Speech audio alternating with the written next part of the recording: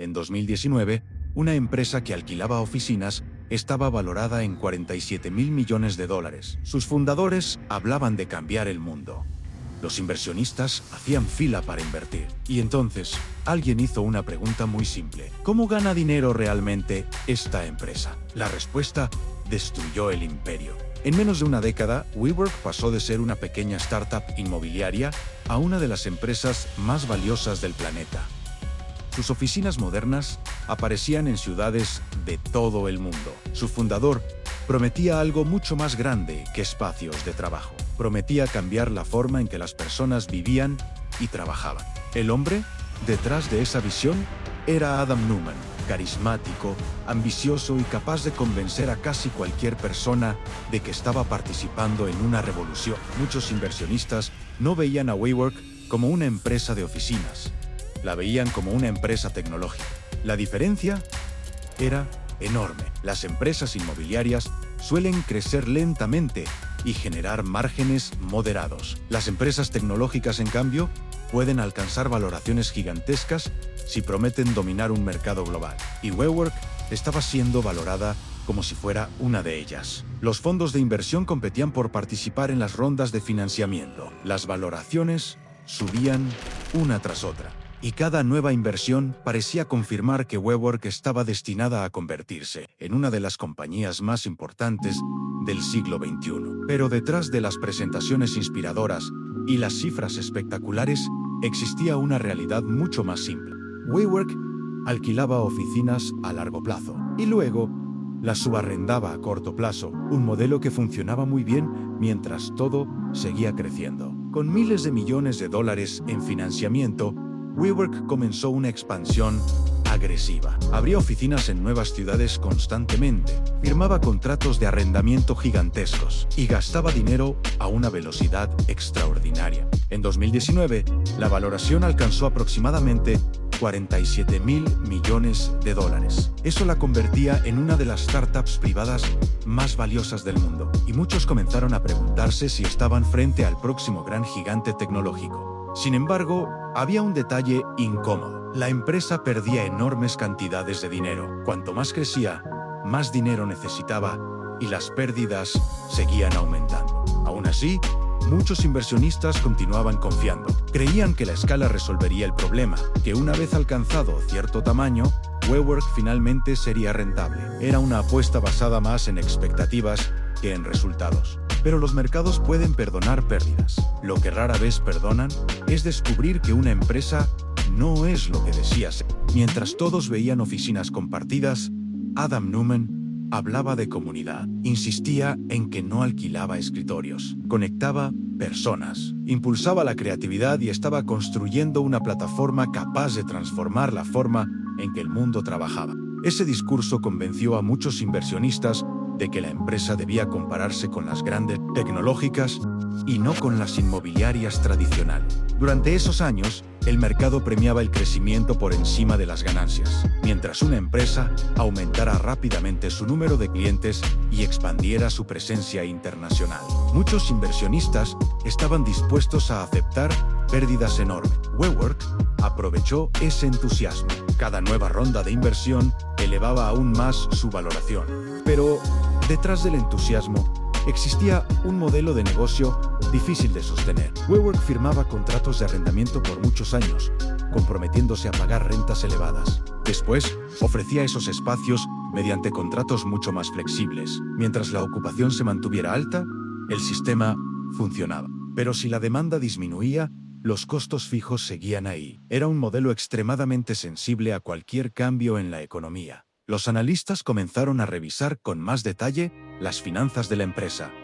Descubrieron pérdidas crecientes, flujos de efectivo negativos y gastos que aumentaban incluso más rápido que los ingresos.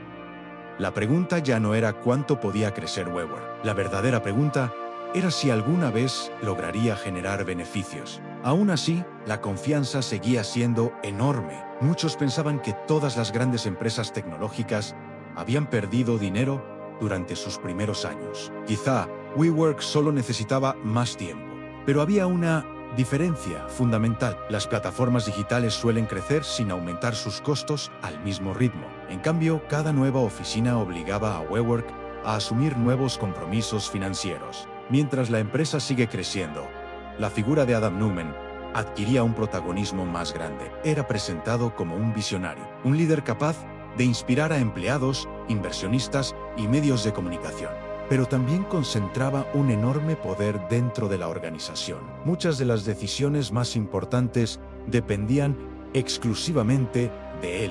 Con el paso del tiempo, comenzaron a surgir dudas sobre el gobierno corporativo de la empresa. Algunas operaciones relacionadas con propiedades y decisiones personales del fundador despertaron críticas por posibles conflictos de interés. Para varios inversionistas, aquello era una señal de alerta. En 2019, WeWork presentó la documentación necesaria para salir a bolsa. Por primera vez, el mercado pudo examinar con detalle sus estados financieros, su estructura de control y los riesgos del negocio. Lo que hasta entonces había permanecido en segundo plano quedó expuesto ante todos. La reacción fue inmediata. Muchos analistas comenzaron a cuestionar la valoración de 47.000 millones de dólares, las pérdidas, la estructura de gobierno y las proyecciones de crecimiento.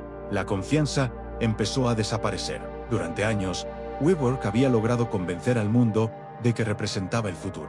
Ahora, el mercado comenzaba a preguntarse si todo había sido una ilusión construida sobre expectativas demasiado optimistas, y esa duda sería suficiente para desencadenar uno de los desplomes empresariales más rápidos de la década. La oferta pública inicial, conocida como IPO, debía convertirse en el momento de máximo éxito de WeWork. La empresa esperaba comenzar a cotizar en bolsa con una valoración extraordinaria, pero ocurrió exactamente lo contrario. Al revisar la información financiera, muchos inversionistas concluyeron que el negocio era mucho más riesgoso de lo que parecía. La narrativa inspiradora ya no era suficiente. Las críticas se multiplicaron. Analistas cuestionaban las pérdidas constantes, el elevado nivel de endeudamiento, la estructura de gobierno corporativo y la enorme influencia que Adam Neumann mantenía sobre la empresa. Lo que antes había sido admiración comenzó a transformarse en desconfianza. Ante la falta de interés, WeWork canceló su salida a bolsa. La decisión fue un golpe devastador. Durante años, el crecimiento había dependido de la llegada constante de nuevo capital. Sin esa fuente de financiamiento, el modelo comenzaba a tambalearse. La presión aumentó rápidamente. Los principales accionistas exigieron cambios profundos. Adam Neumann dejó el cargo de director ejecutivo. El hombre que había construido la imagen abandonaba la empresa en medio de la más grande crisis corporativa de la década. Para evitar un colapso inmediato, SoftBank intervino con un rescate financiero de miles de millones de dólares. La empresa logró sobrevivir, pero el sueño de convertirse en la próxima gran tecnológica había terminado. Su valoración cayó desde 47.000 millones hasta apenas una fracción de esa cifra. WeWork nunca fue simplemente una historia sobre oficinas compartidas. Fue una historia sobre expectativa. Durante años, el mercado estuvo dispuesto a valorar promesas por encima de resultado. Mientras el dinero llegaba, pocos hacían preguntas difíciles. Las empresas necesitan visión, pero también necesitan disciplina. Crecer rápidamente puede impresionar a los mercados. Construir un negocio rentable es mucho más difícil, y esa diferencia suele descubrirse cuando desaparece el entusiasmo. El caso WeWork también recordó algo importante: una marca atractiva, un fundador carismático y una presentación brillante no sustituyen un modelo de negocio sólido. La realidad financiera siempre termina imponiéndose. En los mercados, la confianza puede impulsar valoraciones extraordinarias, pero esa confianza puede desaparecer cuando los números no respaldan la historia. Por eso, los inversionistas experimentados no solo escuchan discursos, también estudian balances, riesgos y flujos de efectivo. Las más grandes burbujas no nacen únicamente del exceso de ambición. También surgen cuando demasiadas personas quieren creer la misma historia y dejan de hacer las preguntas que podrían evitar un desastre. WeWork prometía reinventar la forma de trabajar y durante un tiempo convenció al mundo entero. Pero ninguna empresa puede sostenerse indefinidamente solo con expectativas, porque el crecimiento atrae atención. La rentabilidad construye permanencia. La historia de WeWork demuestra que incluso las ideas más innovadoras necesitan una base financiera sólida. Los mercados pueden entusiasmarse con una visión extraordinaria, pero tarde o temprano exigen resultados. La próxima semana, en Capital Oscuro, Wirecard, el banco alemán que perdió 2.000 millones de euros, la historia de una empresa considerada ejemplo de innovación financiera, que terminó protagonizando uno de los más grandes fraudes contables de Europa. Si disfrutas estos documentales sobre dinero, poder, imperios y las decisiones que cambiaron el mundo, suscríbete a Capital Oscuro y no te lo pierdas.